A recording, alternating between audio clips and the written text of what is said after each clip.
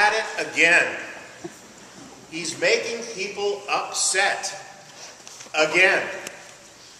We have in Luke's gospel today the miracle of a healing that took place on the Sabbath. Luke is the only gospel writer that tells us of this story. And when he does so, he puts the focus not so much on the miracle itself, which often is the case, but he puts the focus on when the miracle took place and the context in which it happened. Because for Luke this morning, that is essential. Luke wants us to know that Jesus does radical things that upset religious institutions and upset cultural institutions as well. Jesus does things that push the boundary. Jesus calls us to do things that push boundaries in our life and in our world.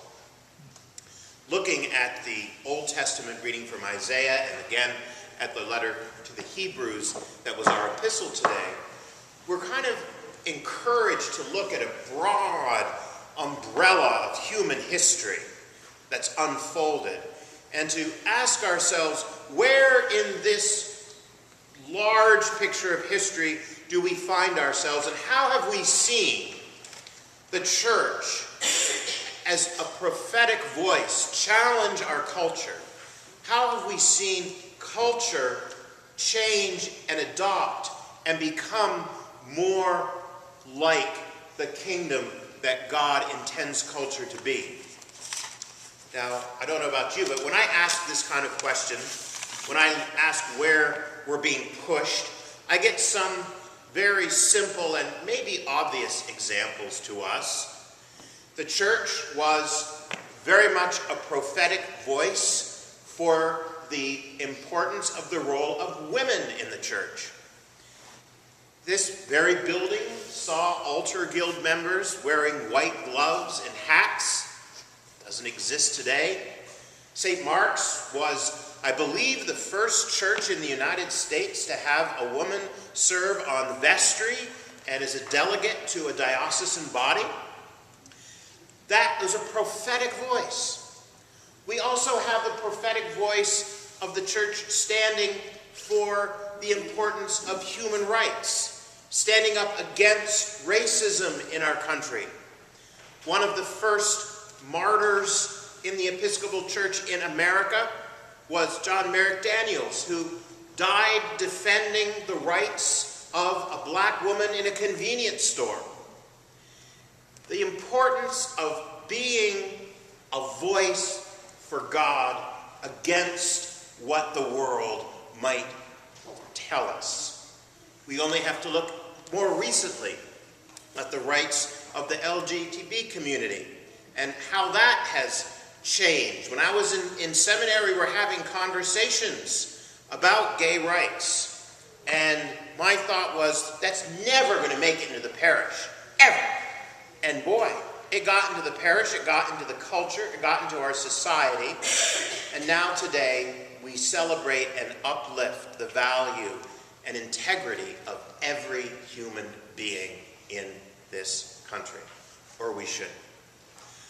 We still have a long way to go on many of these areas, not only as a church and in our country, but we take steps forward. We follow Jesus' example of standing up for the kingdom and what we believe is right and what we're being called to do. Now, having said that, how do we do it?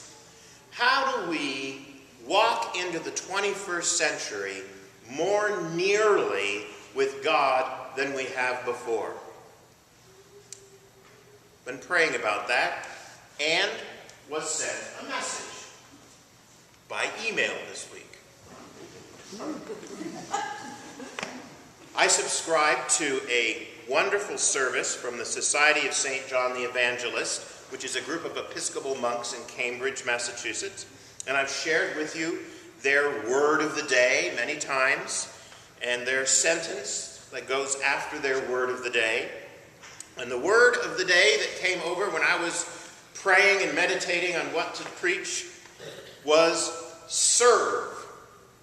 Serve. In another part of Luke's gospel, Luke quotes Jesus as saying, "I am among you as one who serves." So perhaps it is through service. What would you like? Through service that we begin to more fully enter into the life God would have us live. And the quotation from Brother Mark Brown that goes with service is, "We serve Christ in one another, and we serve as Christ to one another, animated by the Christ who abides in us. Either way, it is the person of Jesus Christ that is primary. The person of Jesus Christ within us, within others, and at the same time, so beyond us." Now that's a lot to throw out at once, so let me just unpack it quickly. We're supposed to find Christ within us. That's a tall order. I don't know about you, but I sometimes struggle to find where Christ is working in me. We're supposed to find Christ in someone else. We're supposed to look at Joy Sargent here and find Christ within her and the wonderful things she has done for all these years in the life of this congregation. It's often easier to find Christ in someone else than it is to find Christ in ourselves. But it's this dialogue between Christ here and Christ here and serving those Christs that builds the kingdom. And yet, the last part of this sentence says, even when we've done that, Christ is at the same time so far beyond us. That means that if we can accomplish somehow finding Christ in our hearts, identifying Christ in someone else's heart, serving them heart to heart, still that service is about something that is so beyond us. It's so remarkable. It's overwhelming. It's so full of a profound, trans-historic love that we can't begin to imagine it. But that's what we're building. That's what we're working toward. So how do we do that? How do we grasp that? Well, I got another email this week. This email was sent to me by a very well-meaning parishioner. And it's one of those emails you're supposed to, pass on to tag this one and tag that one. And if ever you send me these emails, I just want you to know I read them, I appreciate them, but I never pass them on. Because I just don't think that it should have the weight of the church behind it. But this is an interesting email. And it gives us a glimpse. It's going to take us one step further, but it's not going to take us all the way. But let me just share this email with you. It's a story of a young man deciding to attend a church he's never been to before. So he drives to the church. He drives up in front of the church, and there just happens to be a parking place in front of the church. So he pulls in, and he's about to get out of his car when someone's tapping on the window. It says, "You're taking my place. You're taking my place." So the man pulls out and drives to a distant parking place and walks up, goes into the church. He sits down in a pew. Behind him, tap, tap, tap. "You're taking my place." Well, he moves to another pew. Tap, tap, tap. Guess what he hears? He goes to the altar rail, reaches out his hands, and as the priest puts the host wafer in his hand, suddenly the man becomes radiant, and in his hands appear the holes where nails were. A beard grows on his face, and instead of the suit he was wearing and polished shoes, he's in a simple robe and sandals. The man has become, you know who I'm talking about. And the priest is overwhelmed, and he looks and says, "What happened?" And the man says, "I'm taking your place." Beautiful story. But it only takes us to the beginning. And this is why I don't send things on. Because it's a beautiful story that leaves us on Good Friday. It leaves us an invitation to serve, find Christ in others and ourselves.